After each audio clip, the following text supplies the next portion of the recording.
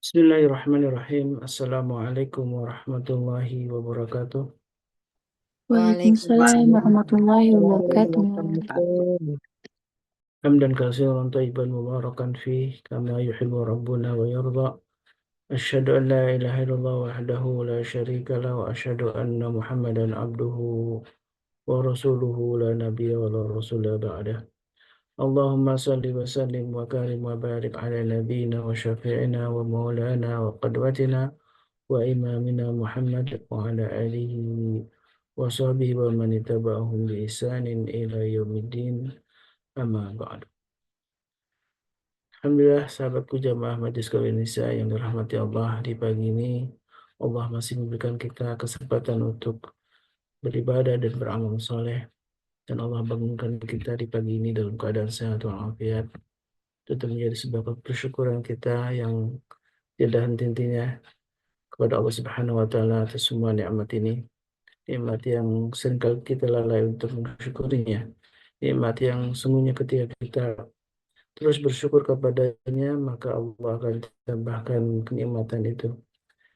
Dan salawat dan salam tentu senantiasa kita curahkan kepada baginda Nabi kita, baginda Rasulullah SAW, beserta keluarganya, para sahabat, dan juga mudah-mudahan kita termasuk umatnya yang kelak akan mendapatkan syafaat dari beliau, yang mudah-mudahan kita termasuk dari barisan para penegak sunnah Nabi kita SAW, dan tentu untuk mendapatkan syafaat cirinya adalah kecintaan kita terhadapnya melebihi kecintaan kita terhadap eh, keluarga kita, bahkan diri kita sendiri. Dan tentu menjadi sebuah kenikmatan kita bisa berjumpa di majelis ilmu ini. Setiap pagi kita dibimbing oleh guru-guru kita di MKI, dan di pagi ini sebagaimana jadwal yang biasa di hari eh, Rabu ya, Rabu Kamis, kita selalu dibersamai oleh guru kita Ustaz Dodi Al-Jambari, Hafizahullah Ta'ala, yang di hari Rabu menjadi sebuah tempat bagi kita untuk makin memahami tentang hakikat zat Allah Subhanahu wa taala dengan memahami asma-asma Allah Subhanahu wa taala. Dan bagian dari yang memang penting kita pahami adalah tentang bagaimana kita meningkatkan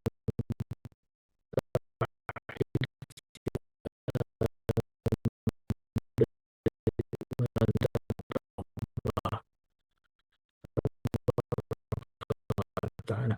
Dan di pagi ini insya Allah kita akan membahas tema tentang al-bar ya. Bahwa Allah penuh dengan banyak kebaikan yang sudah diberikan kepada kita semua. Kalau kita mau jujur tentunya uh, berapa banyak kebaikan yang telah Allah limpahkan untuk kita. Karena tidak ada alasan lagi untuk tidak bersyukur terhadap semua nikmat yang telah Allah berikan untuk kita semua.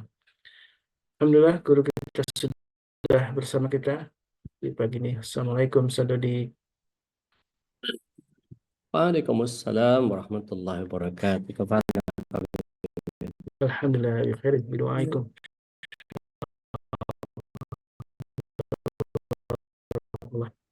Hujan tuh sana? Alhamdulillah di sini belum hujan ya. Oh, Mudah-mudahan hari ini juga dapat keberkahan dari hujan yang Allah turunkan insya Allah ya. Dan Alhamdulillah di pagi ini kita kembali melanjutkan sebuah tema ya. Setelah 2 hari kita diingatkan tentang keluarga, tentu salah satu keluarga yang diingatkan oleh Sadodi adalah yang terus punya koneksi ya, konektivitas dengan Allah Subhanahu wa taala. Dan tentu ilmu dan amal bagian yang harus kita wujudkan dalam kehidupan sehari-hari kita. Dan memahami Asmaul Husna selalu diingatkan oleh Ustaz Dodi, yang tidak pernah lupa untuk mengingatkan kita ketika di awal maupun di akhir kajian. Tidak cukup kita menghafal nama-nama Allah, tapi lupa untuk mempraktekannya. Dan inilah bagian yang terus diingatkan oleh guru kita Ustaz Dodi Al-Jabari. Dan tentang Al-Bar, insya Allah kita akan mengupas lebih dalam tentang apa sesungguhnya eh, kebaikan Allah yang maha zat maha agung untuk kita semua, dan ini mengingatkan kita betapa Allah sudah memberikan banyak kebaikan untuk kita semua. Tafadhal masykur Ustaz. syukuran jazakumullahu khair. Ta'ala Allah fi kulli ayatikum insyaallah Ustaz. Bismillah, salatu wassalamu ala Rasulillah. Assalamualaikum warahmatullahi wabarakatuh. Waalaikumsalam warahmatullahi Waalaikumsalam warahmatullahi Warahmatullahi wabarakatuh. wabarakatuh. Mudah-mudahan nggak enak nih 3 hari berturut-turut. Besok tambahin 4 hari lagi berturut-turut nih. Enggak, Enggak, Ustaz. udah kurang. Lama-lama. Taib, taib. Alhamdulillah, alhamdulillah, alhamdulillah. Alhamdulillahi wa kafa wa salatu wassalamu ala nabil mustafa wa ala alihi wa sahbihi ala siddiqi wal wafa. Bapak Ibu yang dirahmati Allah SWT, kebersyukuran kita kepada Allah adalah bagian yang harus jadi keniscayaan. Dan salawat serta salam semoga senantiasa tercurah kehadirat Rasulullah SAW, berikut para keluarga, sahabat, dan para pecinta risalah dan syariat beliau hingga akhir zaman. Dan mudah-mudahan kita yang hadir pada kesempatan pagi hari ini bisa menjadi bagian dari golongan orang-orang yang mendapatkan syafaat beliau kelak di akhirat. Amin. Allahumma amin. Dan selalu senantiasa kita mintakan kepada Allah agar seluruh pembina, seluruh pengurus, seluruh muhibbin, para donatur, para aktivis dakwah di lingkungan MKI menjadi kelompok orang-orang yang senantiasa Allah curahkan hidayah atasnya, juga kepada keluarganya diberikan inayah, iradah, kudrah, dan terlebih maunahnya, dan kita bisa menjalankan keistiqomahan di dalam keislaman kita sampai akhir hayat kita, berjumpa dengan keluarga di surganya Allah tabaraka wa ta'ala sekeluarga, menempuh jalan husnul khatimah insyaallah. Pagi hari ini kita akan masuk ke bab yang ke-80 dari Asmaul Husna, yakni Al-Barr. Al-Barr ini yang melimpahkan kebaikan. Seperti kita tahu kata albir, albir itu kebaikan yang paling tinggi, kebajikan yang sempurna. Bahkan ada beberapa ayat Al-Quran menyatakan seperti itu, albir. Ya, albir itu kebaikan yang sempurna. Kita bisa lihat di 2 ayat. Nanti kita ketemu di surah Ali Imran ayat 92 kalau saya nggak keliru. Di situ Allah SWT menyatakan lan tanalul birra hatta tunfiqu mimma tuhibbun. Begitu juga dengan surat yang kedua ayat yang ke-177. Di situ Allah tabaraka wa taala berfirman, a'udzubillahi minasyaitonir rajim, laisal birra an tuwallu wujuhakum qibalal masyriq wal maghrib, al ayat. Ya, jadi albir itu adalah kebaikan yang paling sempurna. Nah, maka dalam bersikap baik kepada orang tua itu bukan hasanul walidain, bukan thayyibul walidain, bukan khairul walidain, tetapi Allah dan Rasulnya menggunakan teknologi birrul walidain. Sehingga bagian yang harus kita pahami, albir ini menjadi sangat luar biasa. Nah, di dalam surah yang keempat ayat yang ke-36, Allah tabaraka wa ta'ala menyampaikan sembahlah Allah dan janganlah kamu menyekutukan Dia dengan apapun. Berbuat baiklah kepada kedua orang tua, karib kerabat, anak-anak yatim, orang miskin, tetangga dekat dan tetangga jauh, teman sejawat, ibnu sabil, dan hamba sahaya yang kamu miliki. Sungguh Allah tidak menyukai orang sombong dan membanggakan diri. Bahkan di sebuah hadis qudsi, Allah SWT berfirman lewat hadis Rasulullah SAW. Hadis qudsi ini kan kita tahu bahwa ayat Allah yang tidak ada dalam Al-Quran, tapi disampaikan lewat lisan agung Rasulullah SAW. Dikatakan bahwa wahai hamba-hambaku, aku telah mengharamkan penganiayaan atas diriku dan aku menjadikannya haram antara kamu. Maka janganlah saling menganiaya. Jadi dilarang kita untuk melakukan aniaya terhadap sesama muslim.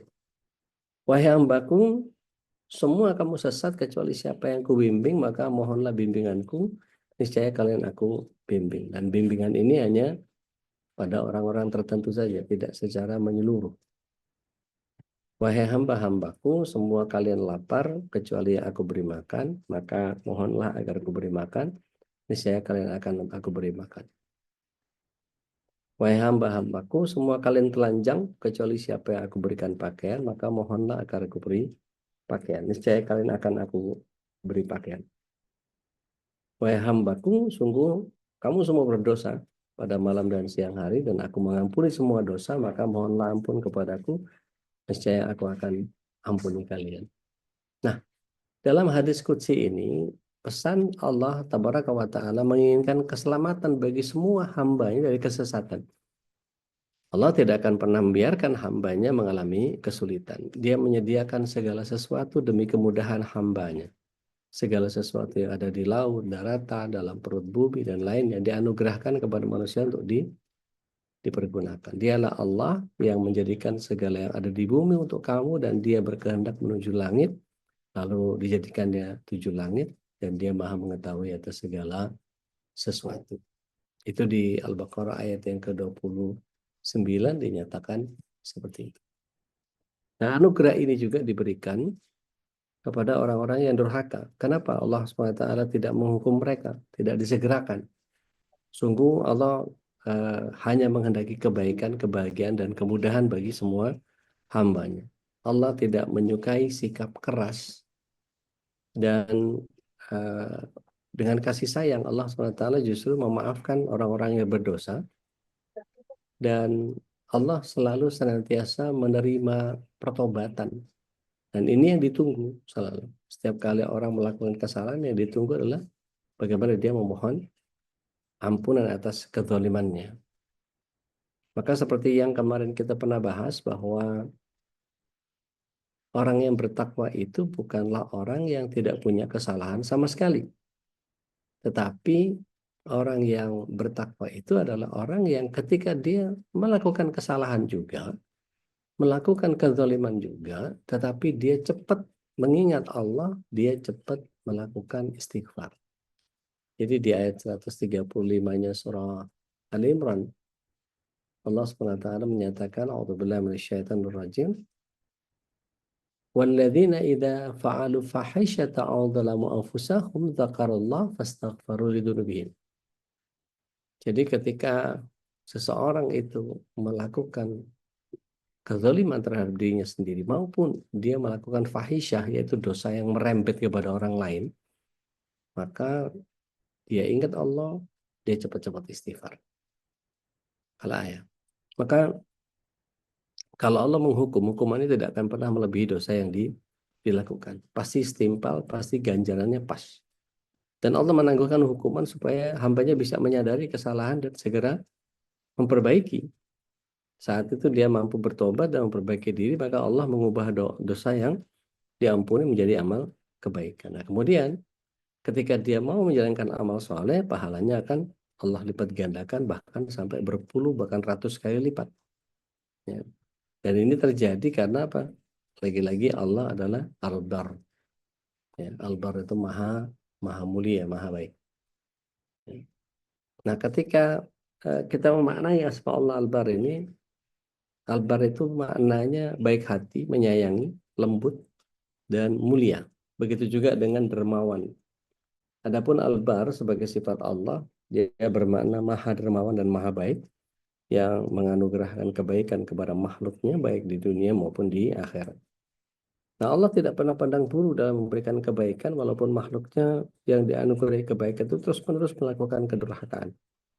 Dan Al-Bar ini bermakna pula dia tidak pelit memberikan rizki. Dia baik hati kepada orang yang berbuat baik dengan melipat gandakan pahala, dan dia mampu berbuat baik kepada orang yang berbuat keji dan kondisi memaafkan dan mengampuni. Kalau kita lihat di dalam surat yang ke-52, surah At-Tur, ayat yang ke-27 sampai 28, itu bahkan kata Al-Bar disebut 3 kali. Ya, sama-sama kita buka, kita lihat surat yang ke-52, ayat 27, ayat 28. Ada yang berkenan membaca terjemahnya, monggo silakan. Allahu Akbar. Ya udah. Angkat ya. Tur ayat ke-22. 27, 28. 27, 28. Auzubillahiminasyaitonirrajim. Maka Allah memberikan karunia kepada kami dan memelihara kami dari azab neraka. Sesungguhnya kami menyembahnya sejak dahulu. Dialah yang maha melimpahkan kebaikan, maha penyayang. 28 itu ya. Udah tadi. Sesungguhnya kami menyembahnya sejak dahulu. Nah, itu 27 bukan? 27 udah. Maka Allah memberikan karunia kepada kami dan memelihara kami dari azab neraka. Yang ke-28, sesungguhnya kami menyembahnya sejak dahulu. Dialah yang maha melimpahkan kebaikan, maha penyayang. Baik. Barakallahu fiik. Jadi ketika Allah memberikan karunia kepada kami dan memelihara kami dari siksa neraka, dan ini bagian yang Al-Bar itu disandingkan dengan Ar-Rahim. Jadi ada isyarat bahwa semua anugerah yang diterima makhluk itu atas berkat dasar kasih sayang Allah semata. Dan hal ini beda dengan apa yang dilakukan oleh manusia. Manusia memberi karena ingin memperoleh manfaat, nama baik, atau sekadar ingin menghindar dari kecaman atau datangnya bahaya. Tetapi Allah memberikan itu dengan tanpa keinginan. Ya memang baik, mendasari baik aja gitu. Maka spirit Al-Bar ini seperti tadi saya sampaikan digunakan albir sebagai sandangan kepada walidain, ya birrul walidain. Tidak ada hasanul walidain, padahal hasan itu baik.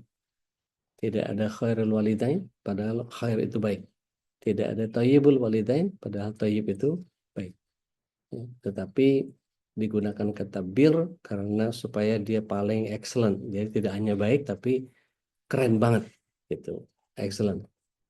Jadi kalau misalnya disuruh bebersih kamar, itu dia tidak akan hanya sekedar membersihkan dengan sapu, tetapi dia akan rapikan kembali spray, dirapikan kembali sarung bantalnya, sarung gulingnya, dia tata ulang selimutnya, dia lipat dengan indah ke dalamnya, dia rapikan nakasnya, dilap bagian atasnya supaya tidak berdebu, dia mungkin vakum, dan setelah itu dipel basah, terus dipel kering, setelah itu diberi pewangi, kasih desinfektan, dan seterusnya. Itu sampai tingkat excellent seperti itu. Maka kalau seseorang ini menjalani asma Allah Al-Bar ini, dia dituntut untuk menjadikan amal kebaikan sebagai bagian dari hidupnya. Tidak berlalu satu waktu kemudian ada amal yang dilakukannya, maka cakupan ini kebaikannya sangat luas. Artinya seluas cakupan ajaran Islam yang meliputi perbuatan baik Allah, ya, baik itu kepadanya maupun yang ia memberikannya kepada manusia, yaitu dengan mentaati perintahnya dan menjauhi semua larangannya. Berbuat baik pada Rasulullah SAW, yaitu menjadikannya beliau sebagai teladan dan ikutan. Berbuat baik kepada sesama manusia, termasuk kepada diri sendiri, bahkan berbuat baik kepada lingkungan sekitar, termasuk kepada hewan dan tumbuhan. Maka terkait hal ini Allah memberikan panduan, dan ingatlah ketika kami mengambil janji dari Bani Israel, yaitu jangan kau menyembah selain Allah, berbuatlah baik kepada ibu bapak, kaum kerabat, anak yatim, dan orang miskin, serta ucapkanlah kata-kata yang baik kepada manusia, dirikan sholat, dan tunaikan zakat. Kemudian kamu tidak memenuhi janji itu kecuali sebagian kecil daripada kamu, dan kamu selalu berpaling. Ini di surah yang kedua ayat yang ke-83 ya, Al-Baqarah ya. Hampir mirip dengan surah 4 ayat 36. Sembahlah Allah dan janganlah kau menyekutukannya dengan apapun, berbuat baiklah kepada kedua orang tua, karib kerabat, anak yatim, orang miskin, tetangga dekat, dan bahkan tetangga jauh, teman sejawat, ibu sahabat, dan hamba saya yang kamu miliki. Sungguh Allah tidak menyukai orang yang sombong dan membanggakan diri. Nah, kita lihat di dalam surah Al-An'am, surat yang ke-6, ayatnya yang ke 151. Ada yang berkenan baca terjemahnya, monggo, silakan. Ina udah, insyaallah. Enggak ada. A'udzubillahi minasyaitonirrajim. Katakanlah Muhammad, marilah aku bacakan apa yang diharamkan Tuhan kepadamu. Jangan mempersekutukannya dengan apapun. Berbuat baik kepada ibu bapak. Janganlah membunuh anak-anakmu karena miskin. Kamilah yang memberi rezeki kepadamu dan kepada mereka. Janganlah kamu mendekati perbuatan yang keji, baik yang terlihat maupun yang tersembunyi. Janganlah kamu membunuh orang yang diharamkan Allah, kecuali dengan alasan yang benar. Demikianlah dia memerintahkan kepadamu agar kamu mengerti. Ya. Masya Allah, barakallah. Jadi ketika kita lihat beberapa ayat yang berlalu, selalu Allah sandingkan tidak boleh syirik kepada Allah, dan yang kedua pasti birrul walidain. Jadi berbakti kepada kedua orang tua itu bagian sandaran kebaikan yang jadi standar. Jadi orang kalau durhaka kepada orang tua pasti dia nggak benar. Gitu. Jadi patokan ukuran bagaimana dia memperlakukan orang tuanya, maka dia juga akan mungkin diperlakukan sama oleh anaknya. Naudzubillah min dzalik. Semua naudzubillah. Dan ada banyak pesan di ayat ini yang menyatakan bahwa jangan kamu membunuh anak-anakmu karena takut miskin. Jadi berapa banyak keluarga yang kemudian ketika anaknya muncul dari kehamilan, maka kemudian ketakutan. Kakaknya aja masih umur segini, mau duit dari mana buat lahiran, apalah ini itu segala macam. Terus kasih makan apa anak nih dan seterusnya. Nah itu yang kemudian menyebabkan mereka berniat untuk melakukan yang namanya aborsi. Ya. Udahlah dilepas aja dulu. Nanti kalau emang udah waktunya kan insya Allah juga kasih lah. Ini seolah-olah menggampangkan nyawa ya seseorang. Nah maka dilarang oleh Allah Tabaraka wa Ta'ala dalam rangka Allah lah yang memberikan harta itu. Dan tadi dikatakan bahwa jangan kau mendekati perbuatan keji baik yang tampak diantaranya maupun yang tersembunyi. Jadi rahasia kalau sama Allah nggak ada cerita. Jadi Allah Azza wa Jalla dalam rangkaian ayat ini tadi memerinci perbuatan apa saja yang termasuk amal kebaikan beserta skala prioritasnya gitu ya. Dan kemudian berbuat baik kepada kedua orang tua ada prioritas yang berikutnya. Lalu dilanjutkan dengan berbuat baik kepada kaum kerabat dan seterusnya. Jadi Al-Quran menyebut bakti kepada orang tua itu dengan kata ihsana. Ya, ihsana. Yang lebih baik.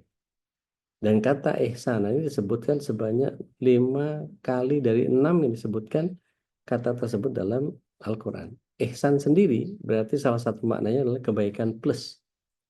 Ya. Artinya kita dituntut untuk memperlakukan orang tua dengan cara terbaik. Lebih baik daripada memperlakukan kita sendiri, yaitu dikatakan beriman kepada Allah dan Rasulnya jika seseorang tidak berbuat baik kepada orang tuanya. Berdasarkan ini, maka seorang hamba dari Allah Al-Bar dituntut menjadi sosok yang selain menyembah Allah, dia juga harus mempersembahkan baktinya kepada kedua orang tua.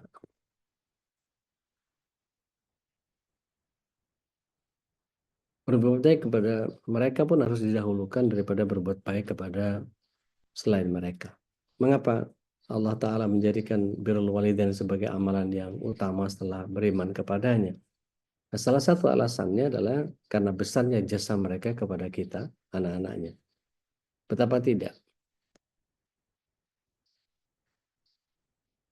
Sekiranya saja kita bisa menghitung penderitaan dan pengorbanan orang tua kita untuk kita, sungguh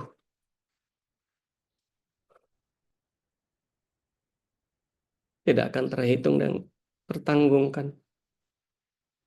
Seorang ulama bahkan mengatakan walau kulit kita dikupas hingga selepas dari tubuh kita, tidak akan ada yang pernah bisa menandingi pengorbanan mereka kepada kita.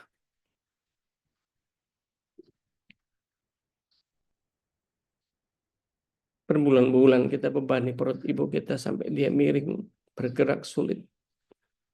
Rasa sakit menahan beban di dalam perutnya, berjalan berat, duduk gak enak. Tapi dia tidak pernah kecewa, sebaliknya selalu tersenyum. Dan berharap kita lahir sehat. Begitupun ketika melahirkan, ibu kita benar-benar dalam keadaan hidup dan mati.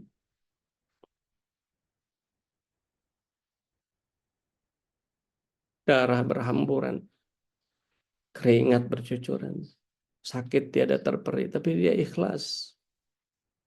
Ketika melihat si jabang bayi hilang semua penderitaan, senyum yang tersungging meskipun tubuhnya lemah, lunglai. Ketika mendengar tangisan kita,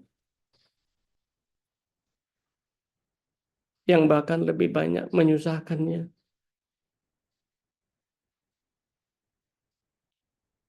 Ketika kita masih bayi, kepalanya kita kencingi, badannya kita berikan kotoran kita, sedangkan tidur pun kita bangunkan demi air susu. Kita suruh dia mencuci popok setiap waktu. Tiba waktu sekolah, orang tua kita harus peras keringat, banting tulang, bahkan mau bertebal muka, ngutang ke sana ke sini. Semuanya dilakukan agar anak-anaknya bisa sekolah, bisa berpakaian seragam yang pantas, bisa bayar ujian, bisa memenuhi seluruh kebutuhan. Dan rutinitas ini berlangsung bertahun-tahun. Mulai dari SD, SMP, SMA, sampai kita kuliah. Bahkan setelah menikah pun kita kadang-kadang tetap saja menyusahkan dan membanding mereka dengan berbagai masalah. Benar-benar nggak tahu malu kita ini.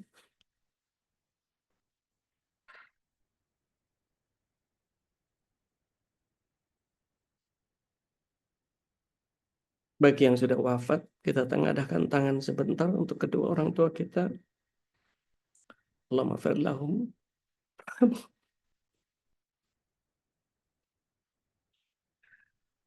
Wa'afihim wa'fu anhum wa akrim nuzulahum wa wasi' madkhalahum wa nawwir quburahum. Kemudian Allah berikan tempat terbaik.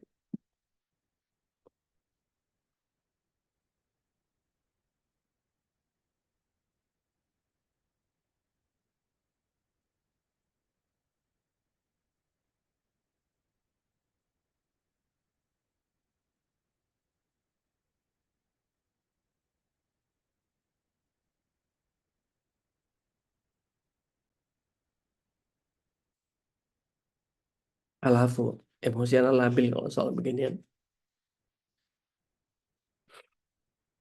Dan semua contoh ini seharusnya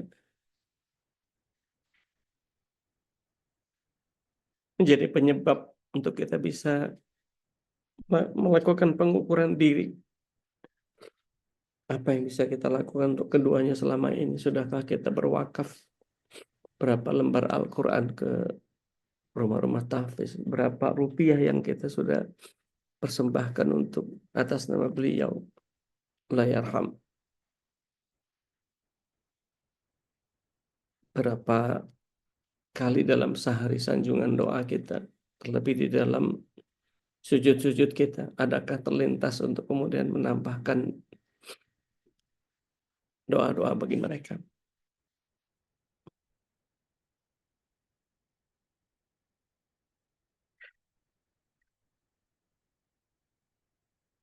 Betapa sering kita mengiris-iris hati mereka, mulai dari tingkah laku kita yang jauh dari baik, jauh dari sopan, bahkan ucapan kita kadang menyakitkan, sampai kepada perlakuan kita yang sering kali merendahkan. Tidak jarang kita memperlakukan mereka seperti pembantu.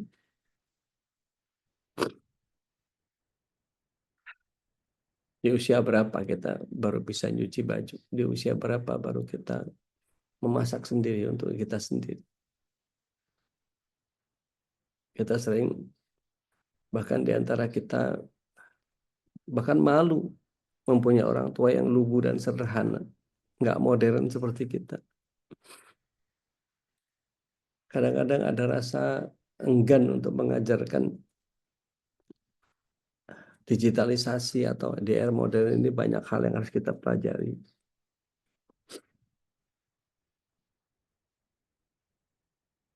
Berapa banyak anak yang enggan membawa orang tuanya jalan-jalan, bahkan hanya sekedar ke mall,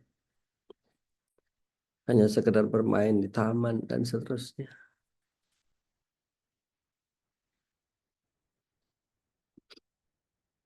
Tentu kita terlahir di dunia kan tidak untuk berlaku rendah seperti itu. Allah dan Rasulnya juga tidak akan pernah ridho melihat perlakuan kita seperti itu. Ya Rabb. Dari sinilah kita kemudian harus berusaha untuk menjaga hubungan baik dengan mereka. Karena dari sana pintu surga terbuka. Maka ridho orang tua adalah ridho Allah. Betapapun ada satu dua perlakuan orang tua kita yang mungkin kurang berkenan di hati, yakinlah bahwa yang dilakukan itu untuk kebaikan kita. Tapi ingatlah bahwa darah daging mengalir dan melekat dalam diri kita. Dan makanan yang sehari-hari kita makan pun adalah buah dari tetesan keringatan. Alangkah lebih baik kalau kita bersabar dan terus panjatkan doa. Seburuk apapun perlakuan mereka kepada kita. Maka sebagai wujud dan terima kasih kita kepada kedua orang tua kita dan bukti kesungguhan kita dalam meneladani asma Allah Al-Bar, jangan tunda waktu untuk membahagiakan mereka.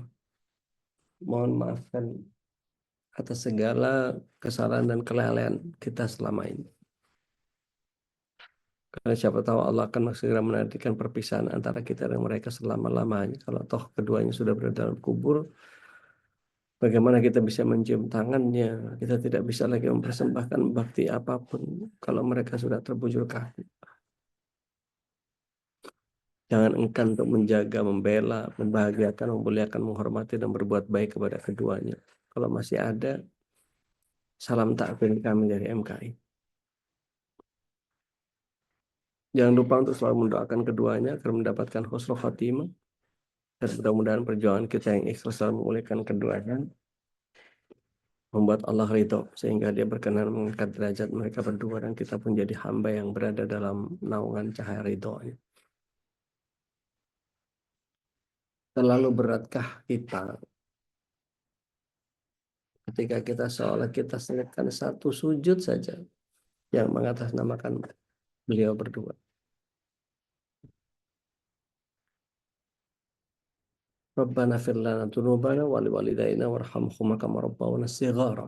Ini kan bagian yang setiap kita bisa membacanya. Ketika memiliki spirit Al-Bar yang berbuat baik itu lebih dari hanya sekedar kebaikan.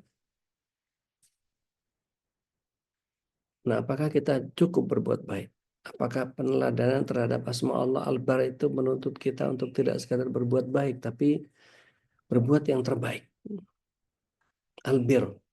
Dan hal ini hanya bisa dilakukan apabila kita mau berbuat lebih. Jadi membersihkan kamar tadi contohnya tidak hanya sekedar nyapu, tidak hanya sekedar ngepel, tapi membuat wangi dan disemprot oleh desinfektan dan seterusnya. Bahkan kalau kita punya dana lebih gitu, kita bisa belikan air purifier mungkin atau penyaring filter di kamar sehingga nggak pengap dan seterusnya. Kalau misalnya menjadi anggota pasukan khusus itu kan seorang prajurit harus melewati gemblengan dan serangkaian ujian yang sangat berat. Latihan-latihannya yang dilaksanakan juga lebih keras, lebih menakutkan, lebih beresiko. Tidak hanya berisiko terluka atau cacat, bahkan risiko kematian juga harus dihadapi. Dan sulit sekali prajurit biasa-biasa yang latihannya biasa-biasa saja bisa jadi anggota pasukan khusus. Maka Bapak Ibu yang dirahmati Allah SWT, calon penghuni surga semuanya, untuk jadi manusia hebat ini, kita harus mau melakukan hal yang lebih dari biasanya. Kalau untuk menjadi anggota Kopassus saja latihannya sedemikian serius, apalagi kita harus kepengen jadi hamba yang luar biasa. Kita harus berbuat lebih dari sekedar biasa-biasa saja. Kalau sholat, lakukanlah sholat terbaik, awali dengan wudhu terbaik, pada waktu terbaik, di awal waktu. tempat terbaik masjid dengan cara terbaik berjamaah, saut terbaik paling depan, khususnya untuk laki-laki, konsentrasi terbaik, khusyuknya menggunakan pakaian terbaik, bersih, wangi-wangian, lalu sempurnakan sholat fardu kita dengan sholat sunnah rawatib, dan hari ini layak untuk kita lakukan karena kita akan menghadap zat yang maha sempurna. Artinya begini, kalau kita hanya sekedar menjalankan perintah yang standar saja, ketika misalnya disuruh sholat kita sholat, disuruh ke masjid kita ke masjid, disuruh puasa kita puasa, apakah cukup hanya dengan itu saja? Tentu tidak. Maka kita ketika standar-standar saja mengerjakan sesuatu, ya pasti hasilnya akan juga standar. Tapi ketika kita mau menaikkan level kebaikan kita, kita juga akan mendapatkan peringkat yang di atas rata-rata. Laki-laki yang mengerjakan sholatnya di masjid 5 kali sehari, apakah disebut hebat orang-orang yang seperti itu? Tentu tidak, karena itu kewajiban. Para wanita yang kalau keluar dari rumah, dia selalu berusaha menutup auratnya dengan sempurna sampai ke kaos kakinya. Tidak mau mengenakan yang ketat, selalu lebar dan menutupi ciri lekuk tubuhnya. Maka apakah ini hebat? Biasa saja, karena itu wajib. Tapi yang menjadi hebat adalah orang yang kemudian ketika tidak hanya di rumah dia memuliakan Allah, tapi di luar rumah juga dia tetap memuliakan Allah. Misinya tetap menjalankan apa yang Allah SWT jalankan. Apapun yang dia kerjakan, dimanapun dia berada. Dan ini bagian yang kita pahami sampai kepada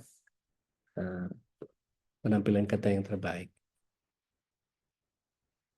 Maka kalau berzikir, lakukan zikir yang terbaik. Jangan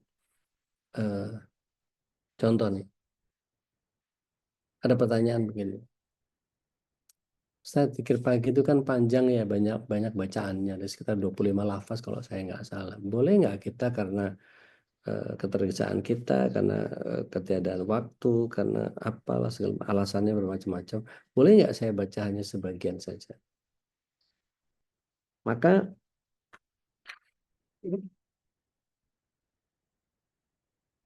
Bapak Ibu pasti juga tahu jawabannya, pasti boleh.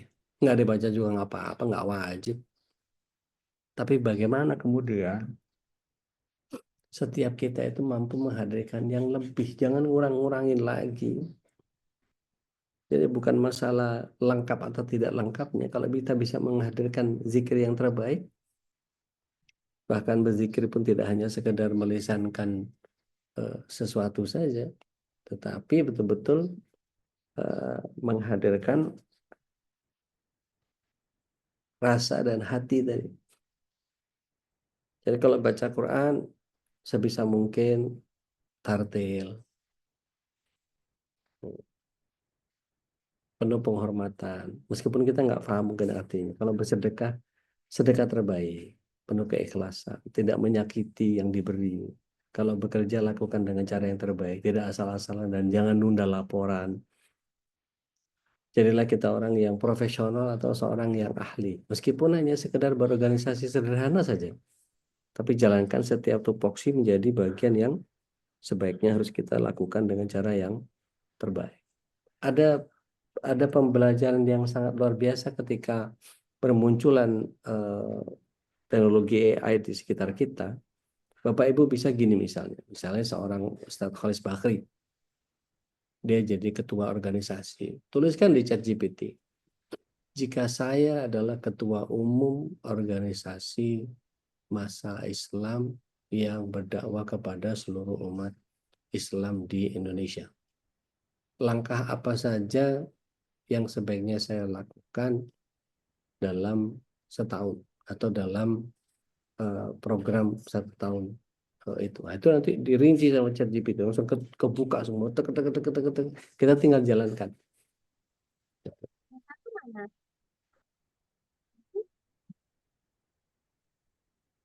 Baik.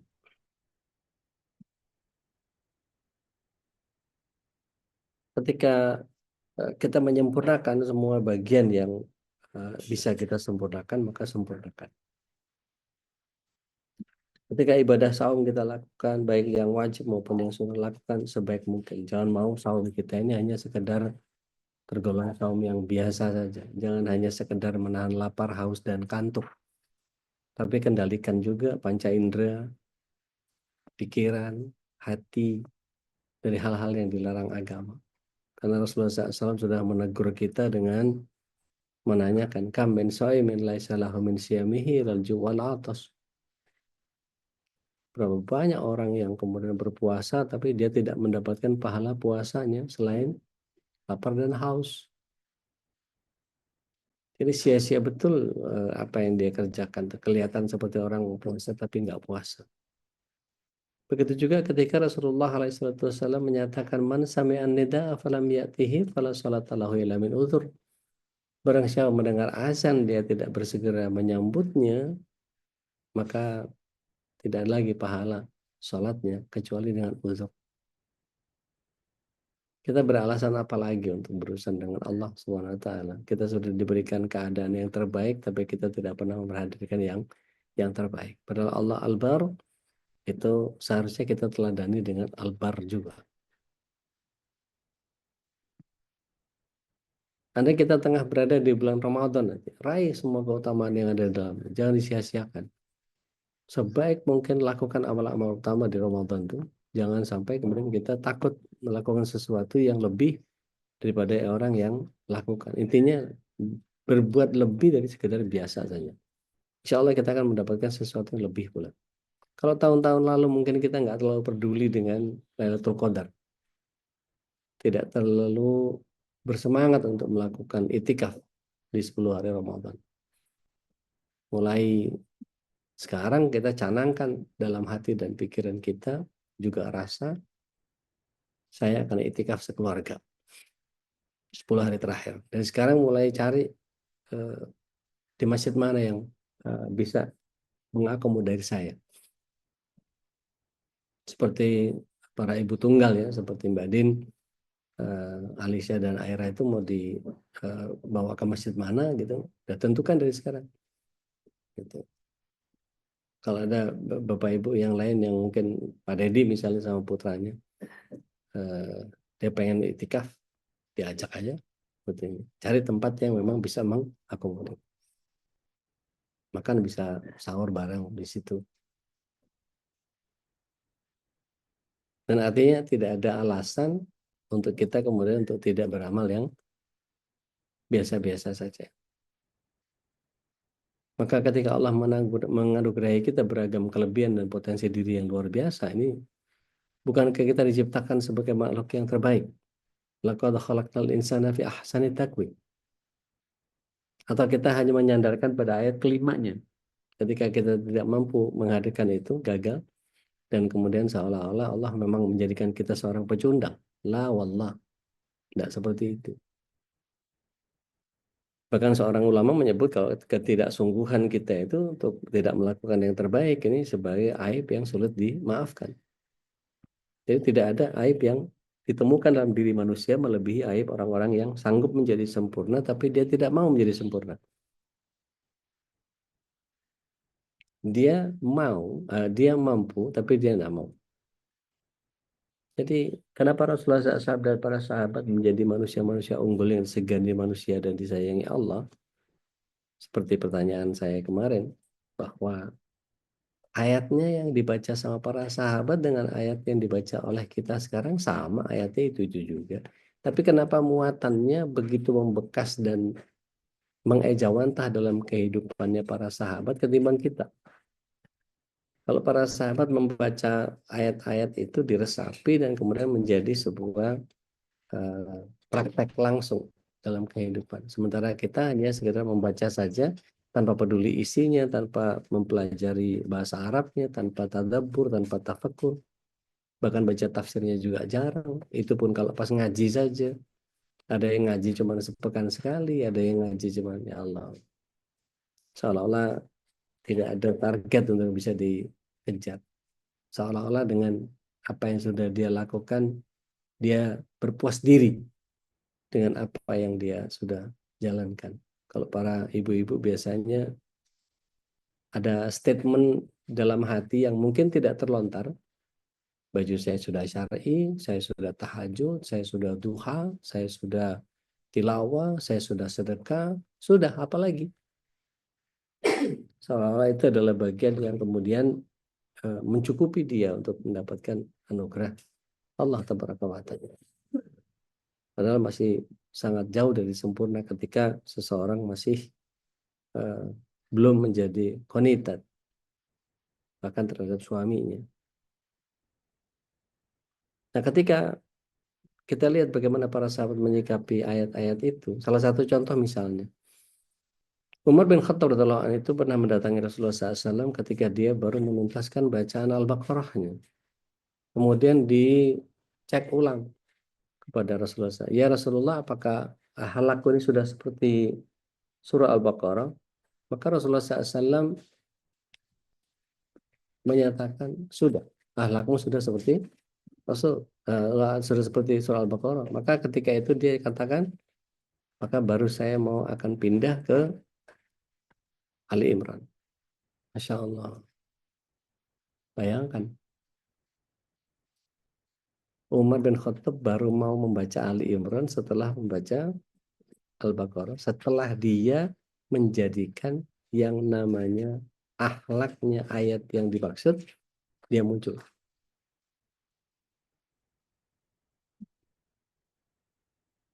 Kita ta'awusnya udah belum? Udah ta'awus belum kita? Dalam praktek. Jadi ini yang membuat kita menjadi memahami bahwa mengapa para sahabat itu berbeda penyikapannya terhadap ayat-ayat Al-Quran yang ada. Dalam sebuah mutiara kisah, Ibnu Jauzi menuliskan pengalaman seorang yang zahid bernama Al-Asma'i.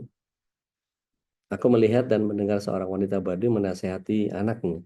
Dia menyatakan, ya Bunai, aku berpesan kepadamu, semoga taufik dari Allah senantiasa menyertaimu dan jauhilah perbuatan mengadu domba. Sungguh hal itu akan memicu permusuhan di antara dua keluarga dan perpisahan antara dua kekasih. Maka jangan juga menceritakan aib orang lain, sebab menceritakan orang lain itu aibmu akan juga segera dibuka.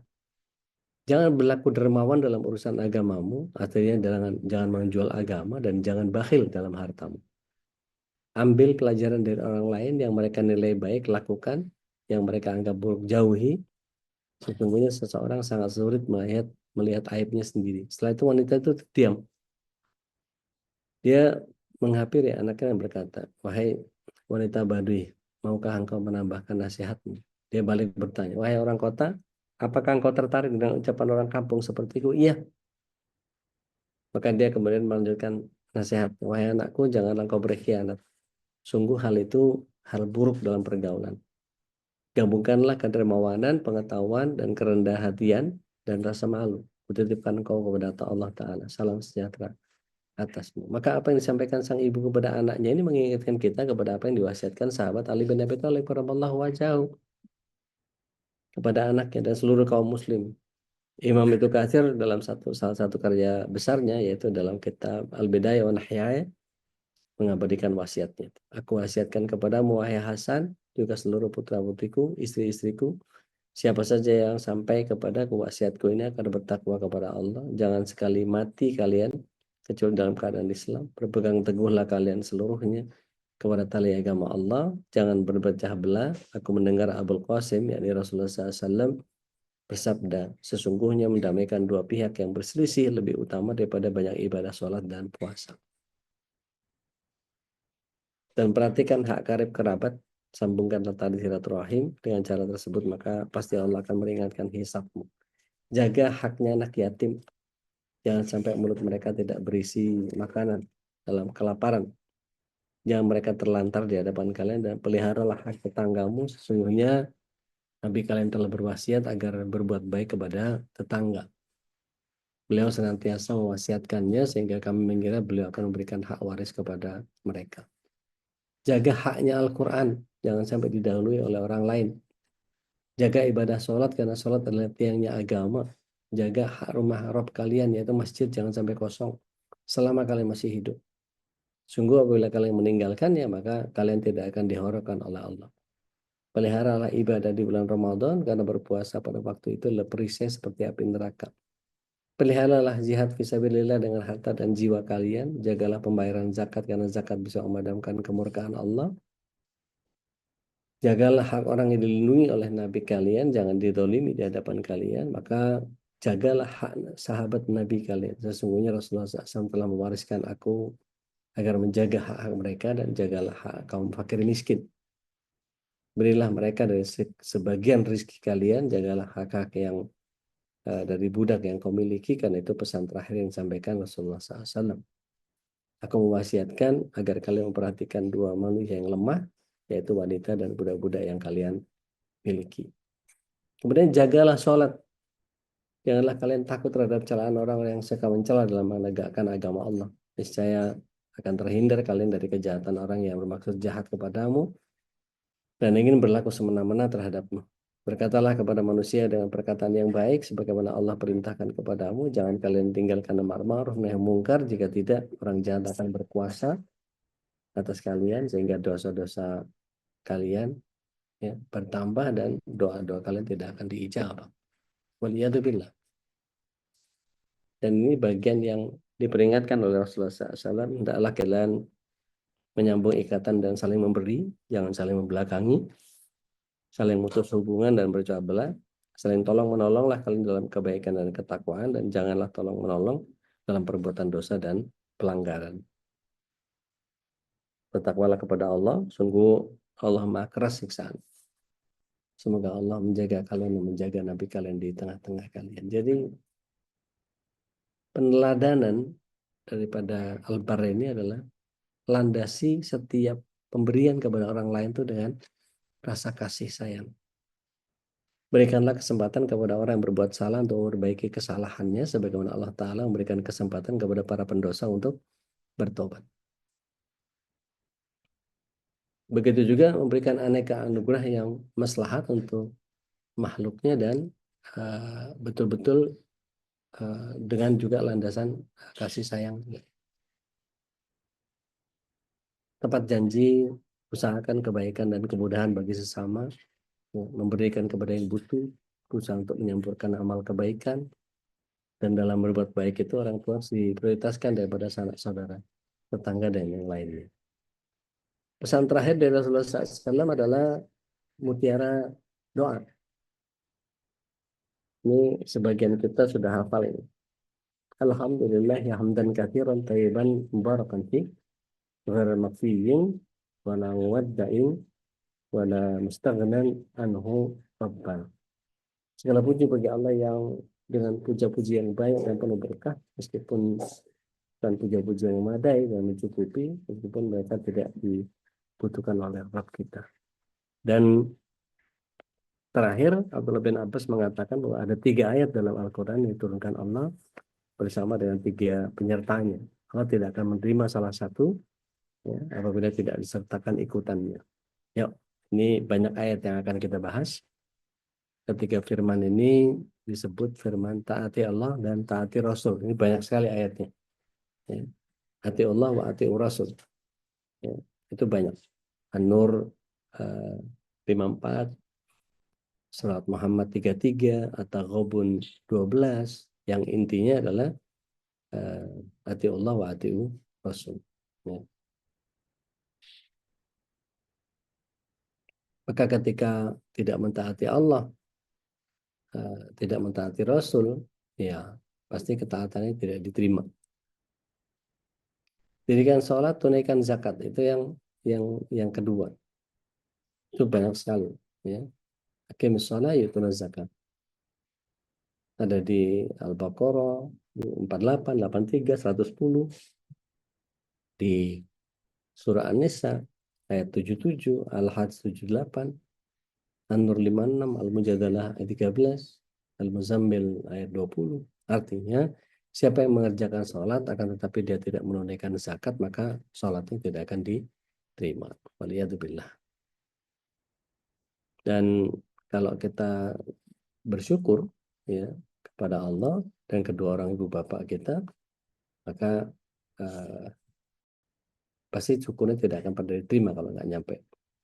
Maka sungguh Rasulullah SAW menyatakan bahwa keridhaan Allah adalah pada keridhaan orang tua dan kemurkaan Allah pada kemurkaan orang tua. Ini hadisnya dari Bukhari dan Tirmizi, Imam Hakim juga meriwayatkan. Dan mudah-mudahan apa yang saya sampaikan ini menjadi bagian yang setiap kali disclaimer-nya adalah saya bukan orang yang paling paham tentang Asmaul Husna, tapi sungguh Allah dan Rasulnya SAW yang lebih paham tentang itu semua. Saya kembalikan lagi ke Ustadz Khalis. Tafadhol masykur ya Ustadz. Alhamdulillah, wassalam. Sahabatku yang dengan Allah, tentu dengan diingatkan oleh Ustadz Dodi, mudah-mudahan kita makin paham betapa banyak kebaikan yang sudah Allah limpahkan untuk kita semua, dan Allah sudah menyuruh kita untuk berbuat baik terhadap orang tua ya. Dan betapa banyak ayat-ayat yang sudah dijelaskan oleh Ustadz Dodi tentang wabil walidaini ihsana, untuk berbuat baik kepada orang tua. Dan Al-Bir juga disebutkan di surat Al-Baqarah ayat 107 saja, yang wasal biru antu wal wujuhakum qibala al-masyriq wal maghrib ya. Dan disebut jelaskan tentang itu orang yang beriman kepada Allah dan Rasulnya, kemudian dengan malaikat, dengan kitabnya, dan juga dan wa'atal ma'ala hubbihi, itu dengan selalu memberikan harta kepada orang-orang yang dicintai Ustaz. Harta ada yang pesan yang dicintai Ustaz. Ala hubbih. La hubbihi. Jadi kalau masih sedekahnya masih receh berarti belum bertakwa. Karena itulah di setiap pagi memang kita selalu ngajak untuk khusus dari saya sendiri juga untuk semua jamaah, mari kita keluarkan harta kita untuk dakwah gitu ya, untuk kebaikan, karena inilah apa yang bisa kita lakukan saat ini. Kalau kita hitung usia memang hanya tinggal sisa gitu ya. Dan apa yang sisa itu tentu kalau untuk berilmu sangat jauh saja ya. Kita butuh banyak ilmu agama yang sangat luas dari Al-Quran. Usia kita tidak mungkin cukup ya dengan sisa ini untuk bisa mendalami terus agama Allah. Tapi tentu kita tidak boleh berhenti di situ. Tapi kalau saya pernah diingatkan oleh Ustaz Buddha Syari tentang apa yang paling prioritas dari ilmu-ilmu Allah yang begitu banyak sangat luas itu, yaitu ma'rifatullah. Dan itu juga disebutkan oleh Al-Ghazali. Dan pagi ini alhamdulillah kita sedang mempelajari ma'rifatullah, yaitu Asmaul Husna. Dan dengan memahami dengan ma'rifatullah inilah mudah-mudahan kita makin dan beribadah lebih khusyuk lagi, kemudian lebih beramal lagi. Dan kita tadi begitu udah diingatkan tentang orang tua kita ya, jangan lupa untuk selalu mendoakan mereka dan bersedekahlah atas nama mereka gitu kan, berwakaflah atas nama mereka, menjadi bagian sebuah kebaikan untuk mereka. Apalagi kalau mereka sudah wafat, tentu tidak ada kata putus untuk terus berbuat baik untuk mereka. Baik jamaah Allah, masih ada sisa waktu untuk berbagi rahmat. Silakan disiapkan mungkin pertanyaan atau sharingnya. Mudah-mudahan kita semua bisa mengambil hikmah dari apa yang kita dapat di pagi ini tentang nabagu Allah itu al-bar. Dan sebelum masuk ke sesi tanya jawab, mungkin lebih baik kita simak dulu informasi komersial berikut ini.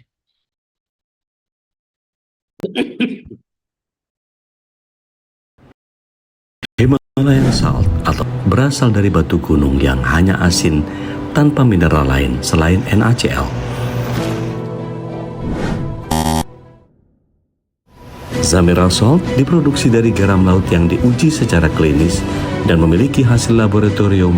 Kekayaan mineralnya sempurna.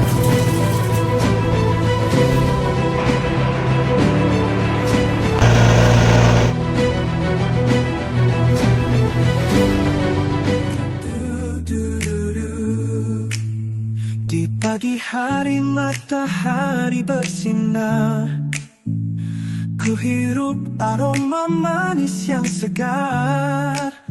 Oh Nuna Premium Palm Sugar, rindu rasa pahit tak tersisa. Di setiap teh kopi dan sarapan. Sob, beli dulu. Nuna manis, alhamdulillah. Assalamualaikum sahabat, Remember Kids kembali hadir dengan desain yang beragam. Tentunya tetap nyaman, simple, dan trendy.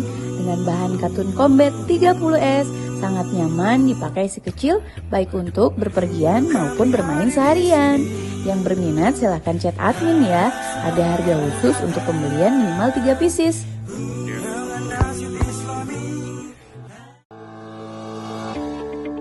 PMP 812 dibuat dengan bahan-bahan segar pilihan, dilengkapi dengan kuah cuko khas Palembang, sungguh menambah kekayaan rasanya. Segera diorder, dijamin ketagihan.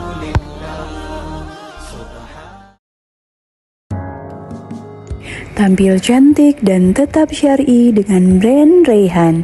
Dibuat dari bahan ceruti baby doll, sangat nyaman dipakai sehari-hari dan membuat kesan elegan.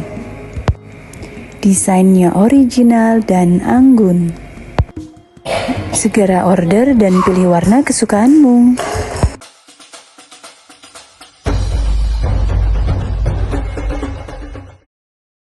Dapur Sundari Muarakuang menyediakan bermacam kuliner khas Palembang di kota Bandung. Tersedia juga paket pelajar, cuma goceng loh. Paketan vakum juga melimpah, cocok deh buat yang mau jualan lagi.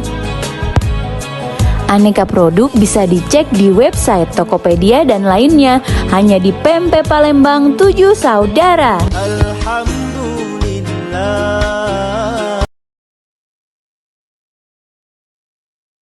Baik, jemaah yang dimuliakan Allah, silakan untuk memanfaatkan sisa waktu di pagi ini sebelum kita tutup. Langkah baiknya kita sharing berbagi rahmat itu ya, untuk bertanya ataupun melakukan inspirasi, memberikan inspirasi untuk orang lain. Silakan Ibu dan Nadia. Assalamualaikum warahmatullahi wabarakatuh. Waalaikumsalam warahmatullahi wabarakatuh. I love you, semoga nggak bosan ya saya nanya terus deh. Ya, berbagi rahmat itu kan kalau Teteh nggak nanya, rahmatnya nggak turun. Iya, Saya nggak akan dapat rahmat juga, dan jamaah yang lain nggak akan dapat rahmat juga. Masya Allah. Udah gini, saya kan punya Umi yang teramat saya cintai gitu. Ya Allah. Dulu Saya waktu pun mencintai beliau. Alhamdulillah, Masya Allah. Sebelum saya menikah, kemanapun saya pergi, saya bawa. Kalau ada apapun bersamanya itu menyenangkan gitu. Saya Ya. kemana-mana sama Umi. Nah, Insya Allah. sekarang kan saya sudah menikah, punya anak, ada keterbatasan. Nah, adakah tips memaksimalkan cinta saya kepada beliau? Makasih. Baik. Bismillah. Assalamualaikum. Beruntung Teteh masih punya orang tua. Beruntung buat semuanya yang masih punya orang tua. Jaga hatinya, jaga bahagianya, jaga perasaannya, sehingga mereka merasa bahagia punya kita dan beruntung punya kita. Di antaranya adalah jangan tinggalkan hadiah doa di dalam setiap sujud kita. Gampang kok, tinggal kita menambahkan dari sujud kita itu, misalnya gini, sholat subuh deh paling pendek ya, 2 rakaat.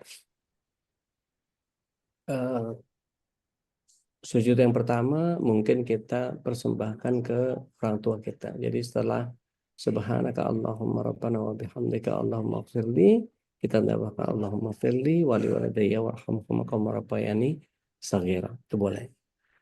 Kemudian di rakaat yang kedua, setelah kita baca subhanaka Allahumma rabbana wa bihamdik, kita baca rabbana hab lana min azwajina wa dzurriyyatina qurrata a'yun waj'alna lil muttaqina imama. Boleh. Nanti di rakaat yang ketiga, tambahkan orang tua lagi, tambahkan keluarga lagi di yang keempat. Masya Allah. Itu insya Allah melengkapi apa yang kita masih bisa doakan. Bahwa beliau masih berada di sekitar kita, sayangi dia, penuhi kebutuhannya, buat dia bahagia, ajak beliau ke kerabatnya jika sempat, Kalau misalnya suami kita ada waktu, ada kesempatan atau abang, atau siapalah panggilnya ya, Uda atau Mas atau siapa, kita main ke tempatnya teman Umi ya, yang sana, yang sini. Bahkan ketika beliau nanti sudah wafat, kita tetap menjaga silaturahim ke keluarga itu, sehingga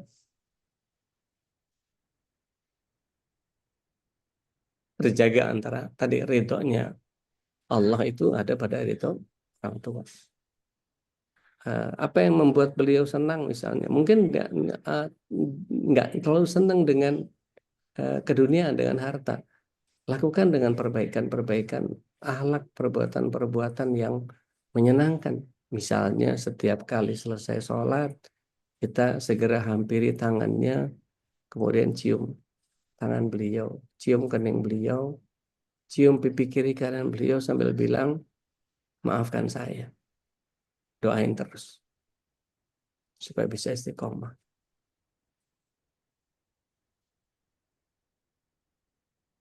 Sering-sering minta maaf. Punya salah, nggak punya salah, minta maaf aja. Punya hajat, nggak punya hajat, minta doa aja. Nah, ketika beliau merasa dibutuhkan, bagaimanapun, segede apapun anak, mau dikasih cucu sebanyak berapapun, ya, tapi ketika kita statusnya adalah anak, maka sampai kapanpun kita akan tetap anak. Jadi hadirkan kecintaan beliau terhadap apa yang kita bisa lakukan. Ketika beliau berada di rumah kita, ketika beliau misalnya sakit, di pembaringannya beliau sering-sering jenguk tanpa harus ngingetin harus makan obat, harus ini, harus itu, apa segala macam. Enggak. Obrolin senyaman mungkin seperti sebagaimana kita ngajak beliau rekreasi. Jadi buat dia gembira, terus-menerus buat dia gembira. Karena yang beliau lakukan pada saat kita masih kecil kan begitu. Jadi begitu masuk ke kamarnya, ketok-ketok dulu, kemudian salam. Kalau mau bangunin itu dibelai dulu tangannya, dipijit-pijit dulu kakinya. Setelah dia terbangun, peluk cium beliau. Kalau misalnya beliau berkenan mau diwaslap, waslap. Mau dimandiin, mandiin. Atau mungkin ketika ada luka, ganti perbannya, ganti plasternya. Tanpa ada rasa jijik dengan bau. Mungkin ada sebagian luka yang menganga, atau ada nanah, atau ada apapun yang kemudian mengeluarkan bau nggak nyaman dan seterusnya. Atau mungkin kotorannya, atau sudah nggak kuat untuk ke kamar mandi lagi misalnya. Dengan ikhlas, dengan senang hati, dengan tulus kita lakukan. Itu karena Allah. Karena bagaimanapun juga orang tua itu akan mengalami siklus yang kembali lagi seperti anak kecil. Tadinya nggak bisa makan sendiri, balik lagi nggak bisa makan sendiri. Apa-apa mesti disuapin, balik lagi, mesti disuapin lagi. Tadinya nggak bisa jalan, balik lagi nggak bisa jalan. Tadinya lemah nggak berdaya, balik lagi lemah nggak berdaya. Dulu kelakuannya kayak bayi, sekarang kelakuan lebih kayak bayi. Gitu. Dan hati orang tua itu biasanya gampang tersinggung.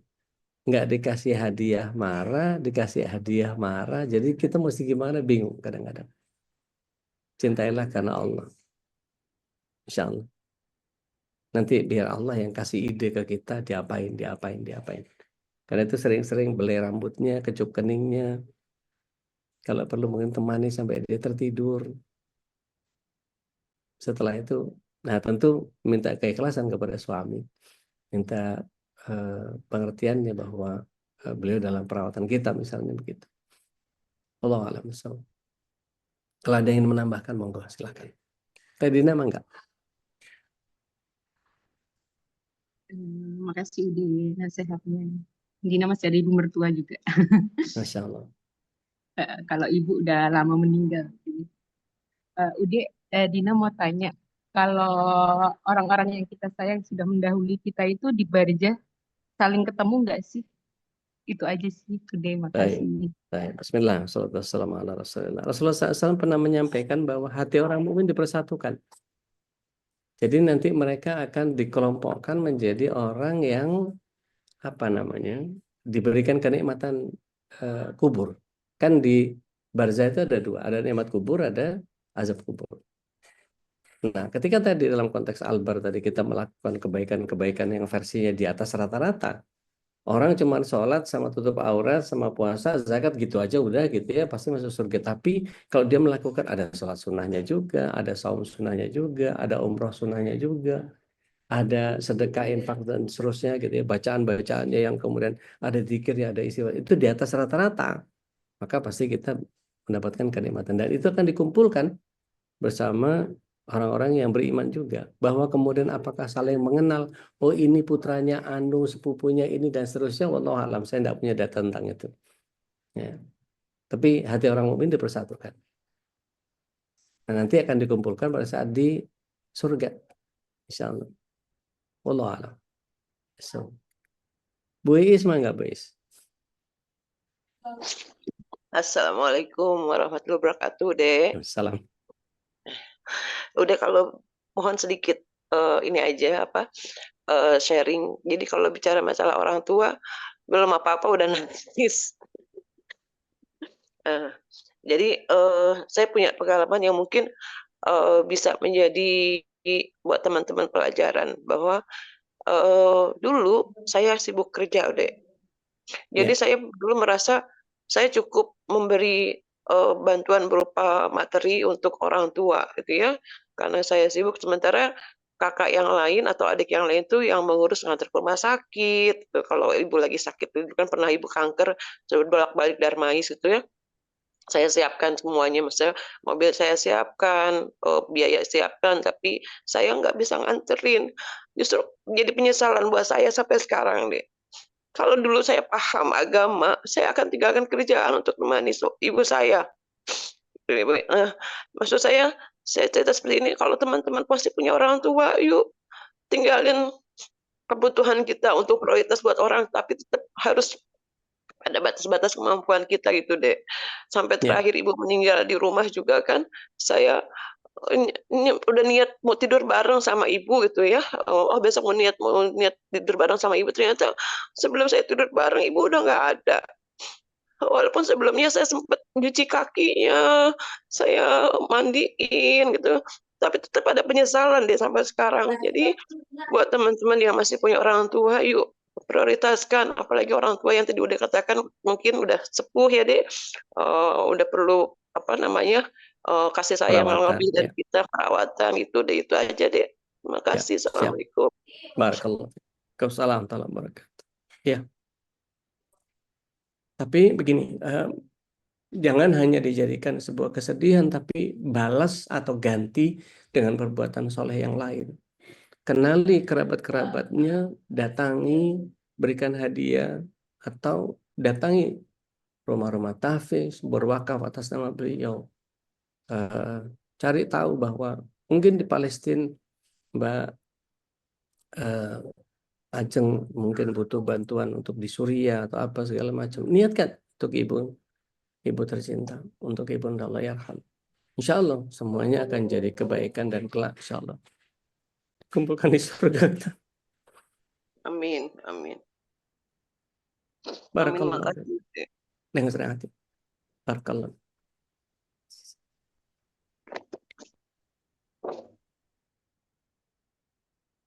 Baik, alhamdulillah, masya. Terakhir ya, pertanyaan terakhir dari Bu Nita, silakan. Silakan, Bu Nita. Monggo, Mbak Nita.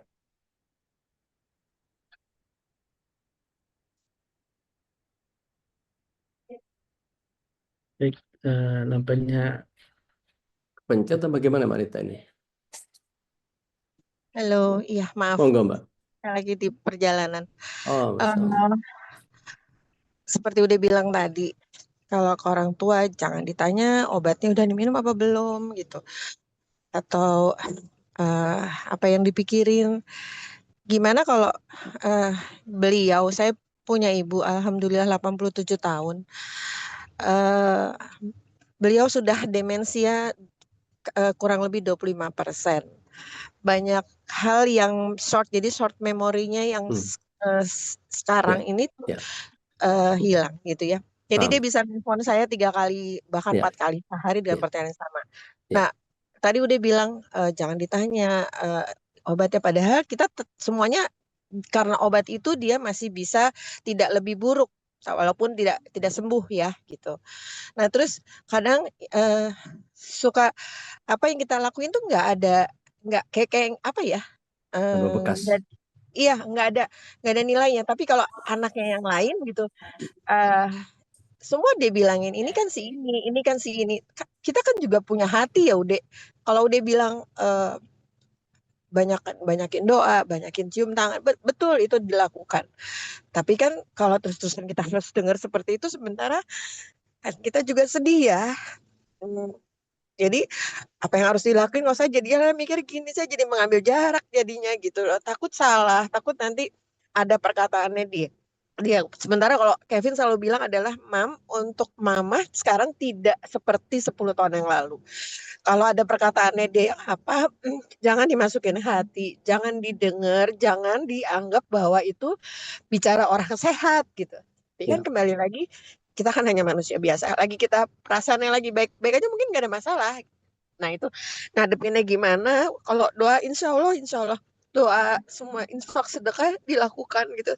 Tapi mungkin ini ujian. Cuman kan tetap solusinya gimana ya Bude gitu untuk baik. bisa lebih tetap tetap berbakti, tetap melakukan hal apapun walaupun hatinya harus luka atau harus sedih Ya, gitu. oke. Baik, Assalamualaikum warahmatullahi wabarakatuh. Waalaikumsalam warahmatullahi wabarakatuh. Bismillah, salatu wassalamu ala Rasulillah. Iya, demensia, pikun, Alzheimer, apapun lah model penyakitnya. Tetapi yang kita pahami adalah kesadaran beliau tentang itu nggak ada. Karena begini, Allah saja dalam 4 golongan. Nah, ini saya kepengen semua jamaah MKI paham nih. Ya, tidak hanya Mbak Nita aja yang nanya nih, tapi semua paham. Ada 4 golongan, ya, ada 4 golongan. Kalau perlu diulang ketika dengar saya ikut rekonfirmasi. Ada 4 golongan yang Allah ma'fu. Coba diulang. Ada 4 golongan yang Ada Allah 4 maafkan. Golongan yang yang Allah Allah mau. Ya, Allah ma'fu itu Allah maafkan. Ya, Allah ma'fu itu Allah maafkan. Maafku. Yang pertama, yang tidak tahu sampai dia tahu. Ulang. Yang pertama Dia tahu sampai dia tahu. sampai dia tahu. Ya. Yang kedua, yang tidak ingat sampai dia ingat. Ulang. Yang Yang kedua, yang tidak ingat sampai dia ingat. Sampai dia ingat. Oke. Nah, ini yang ketiga, khusus Mbak Nita aja yang boleh angkat suara nih. Yang ketiga, yang tidak sadar sampai dia sadar. Ulang, Mbak Nita. Mbak Nita masih bareng kita? Yang tidak sadar sampai dia sadar. Oke. Yang keempat, yang tidak berakal sampai dia berakal. Yang keempat, yang tidak berakal sampai dia berakal. Nah, itu kalau sudah begitu kita akan paham. Jadi Allah ma'fu 4 orang, 4 golongan ini. Yang pertama yang tidak tahu sampai dia tahu, mesti datang dulu ilmunya. Yang kedua, orang yang tidak ingat sampai dia ingat. Namanya orang lupa ya lupa. Nah, ini termasuk yang kedua tadi kan. Nah, saya masukkan kategori yang ketiga karena dia nggak sadar melakukan itu. Karena ingatannya jadi masuk yang kedua dan ketiga. Yang tidak sadar sampai dia sadar. Nah, yang tidak berakal sampai dia berakal itu apakah semuanya orang gila? Enggak. Anak-anak yang mumayyiz belum berakal dia, belum balik. Gitu. Ataupun orang yang direhab. Gitu. Masuk ke rumah sakit jiwa, direhab, kemudian kembali berakal. Maka tidak akan pernah berdosa seseorang yang melakukan 4 hal ini. Nah, kalau Allah saja ma'fu terhadap 4 kelompok ini, maka Setiap kita mesti dibekali dengan oke, karena memang dia Allah hadirkan seperti itu. Oh, ini mungkin caranya Allah menaikkan level pemahaman Mbak Nita ke level yang lebih jenjangnya lebih tinggi. Bisa nggak baperan sama orang tua nih? Gitu. Kalau udah sampai ke level itu, maka setting mental kita naik. Gitu.